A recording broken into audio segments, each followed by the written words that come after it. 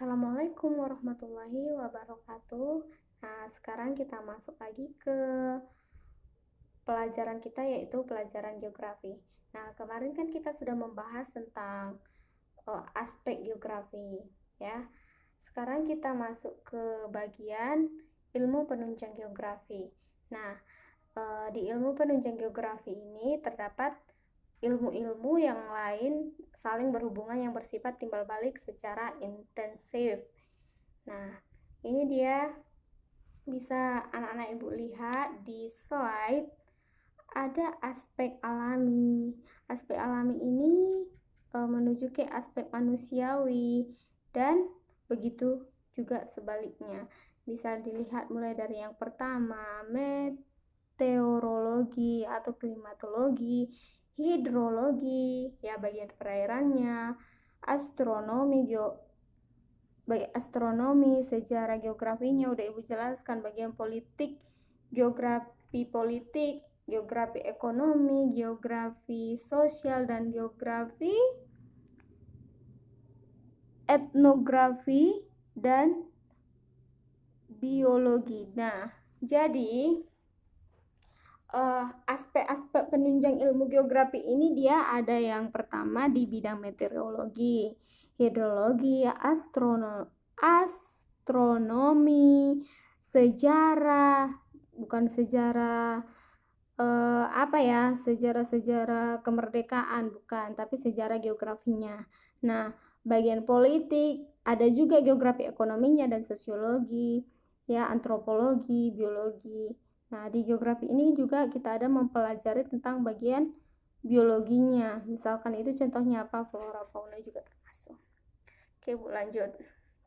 Nah, dari segi teori lingkungan hidup, permukaan bumi dapat dikelompokkan menjadi 3. Yang pertama itu lingkungan fisik. Ini kan udah ibu terangkan kemarin, tapi ibu perdalam lagi penjelasannya. Nah, lingkungan fisik ini atau lingkungan abiotik adalah segala sesuatu di sekitar manusia yang berupa makhluk hidup, misalnya tanah, udara, air, dan sinar matahari. Makhluk tak hidup, bukan makhluk hidup, ya. Nah, lingkungan fisik atau lingkungan abiotik itu merupakan makhluk tak hidup seperti apa? Tanah, udara, air, sinar matahari, batu-batuan, bebatuan, ya. Nah, sedangkan yang nomor 2 itu ada lingkungan biologis atau lingkungan biotik. Nah, lingkungan biotik itu segala sesuatu di sekitar manusia yang berupa makhluk hidup, termasuk itu di dalamnya contohnya itu manusia, tumbuh-tumbuhan, hewan, ya. Nah, ini dia gambar dari lingkungan yang ibu jelaskan tadi. Dia bisa dilihat lingkungan biotik, lingkungan sosial, lingkungan fisik, itu saling berhubungan. Nah, sekarang kita masuk ke objek studi ilmu geografi.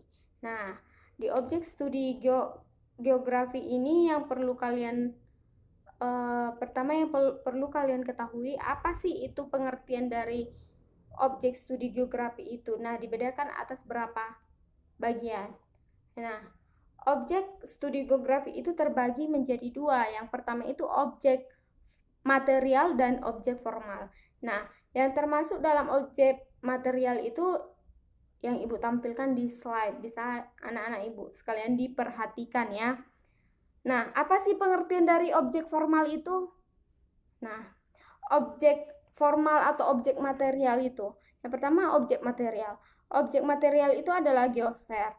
Geo itu artinya bumi dan sfer itu lapisan, seperti yang udah ibu jelaskan di pembahasan kita sebelumnya. Nah, geosfer adalah lapisan permukaan bumi, baik yang berada di permukaan bumi, di atas permukaan bumi, maupun di bawah permukaan bumi yang berpengaruh terhadap kehidupan manusia.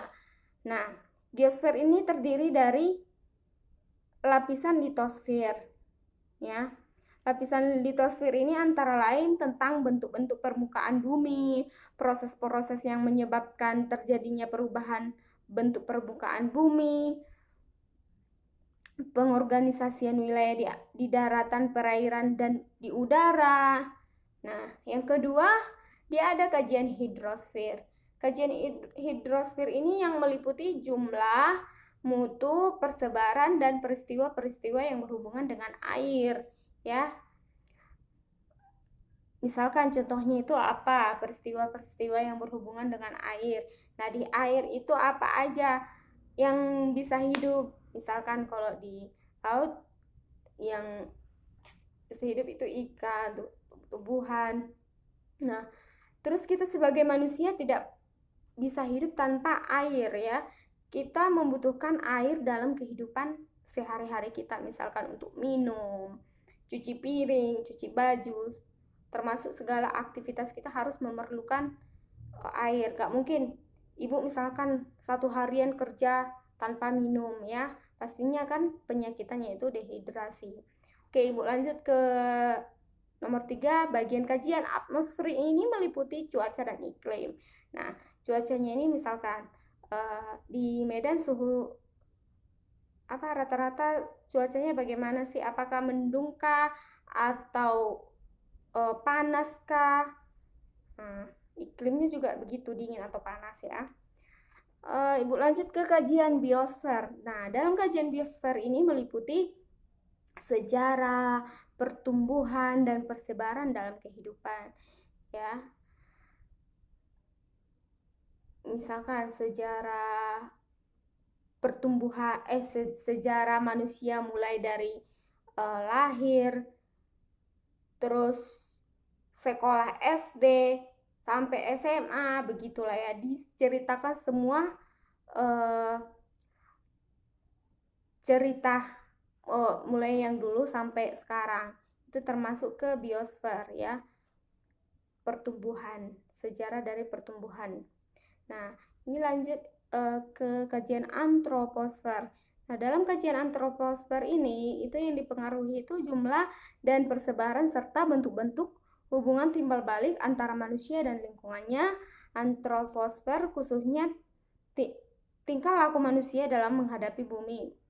Dipelajari dalam geografi, penduduk, geografi, ekonomi, dan sosialnya misalkan. Nah, pasti ada hubungan timbal balik antara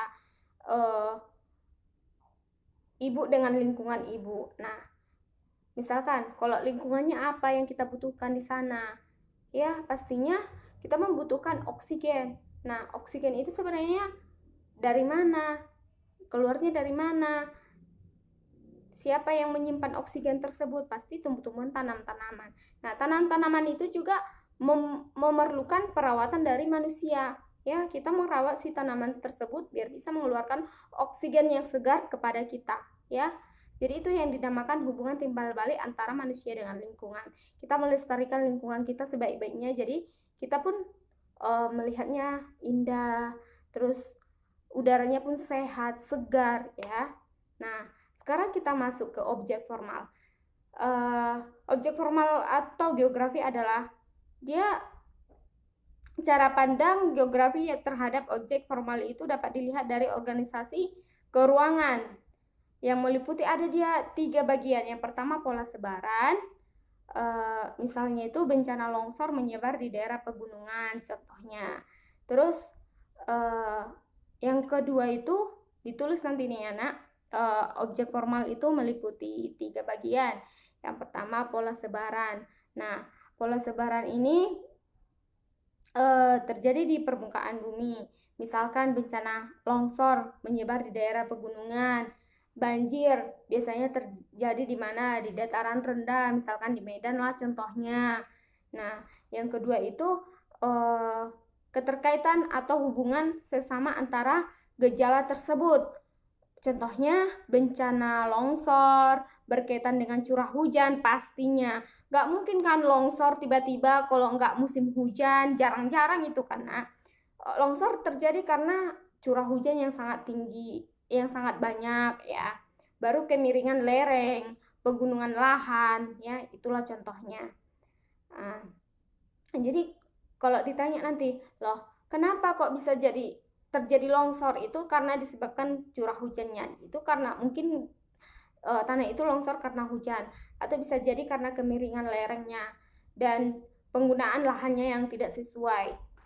Nah, dan yang selanjutnya itu ada dia perkembangan, yang ketiga ada perkembangan atau perubahan yang terjadi pada gejala tersebut. Misalkan itu bencana longsor disebabkan oleh rusaknya ekosistem vegetasi di daerah pegunungan.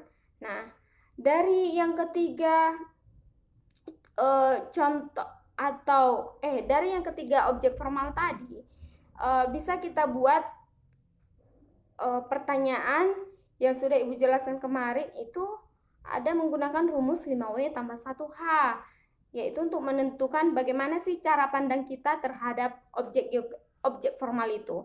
Misalkan kalau terjadi suatu fenomena alam, apa-apa aja yang perlu kita gunakan pertanyaan apa, yaitu pertanyaan yang menggunakan rumus 5W tambah 1H.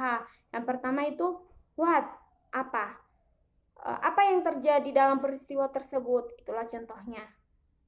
Yang kedua itu where, di mana tempat kejadian tersebut. Terus yang ketiga when, kapan peristiwa itu bisa terjadi. Nah, bisa kamu jawab nanti peristiwa itu terjadi. Misalkan Ibu buatlah contoh ini,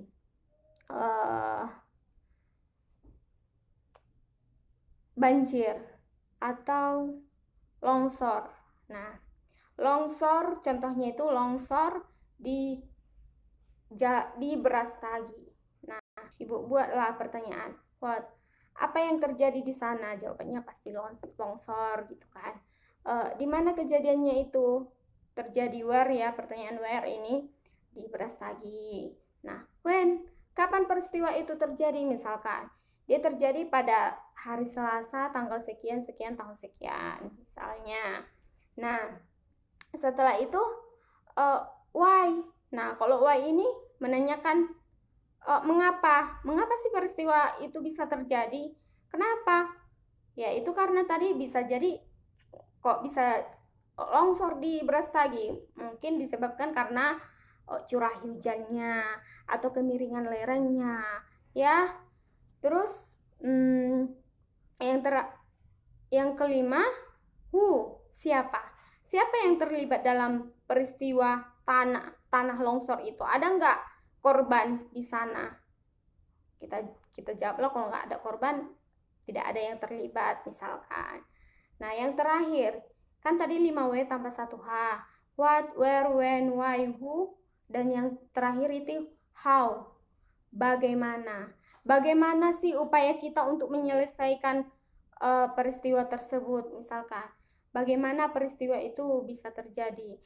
Langkah-langkah apa yang kita buat untuk menghindari biar tidak terjadi longsor, ya kan? Udah, seperti itulah materi kita hari ini. Minggu depan kita lanjut materi kita di pembahasan selanjutnya, yaitu bab 2, pengetahuan dasar pemetaan. Nah, di bab 2 ini nanti yang Ibu jelaskan sama anak-anak Ibu cara membuat peta ya, peta dasarnya, terus peta kontur, nanti semua Ibu jelaskan di sana. Skala pastinya Ibu jelaskan, cara membuat skala itu bagaimana. Jadi dipersiapkan. Setelah nanti kalian melihat video yang udah Ibu jelaskan ini, dipersiapkan materi kita selanjutnya tentang bab 2, dicari-cari materinya dari internet atau kalau ada bukumu dibaca-baca. Mudah-mudahan kita semua dalam keadaan sehat. Semoga wabah penyakit ini cepat berlalu dan kita pun bisa tatap muka seperti biasanya, karena kami semua guru-gurumu sangat merindukan kalian. Sekian dari Ibu. Assalamualaikum warahmatullahi wabarakatuh.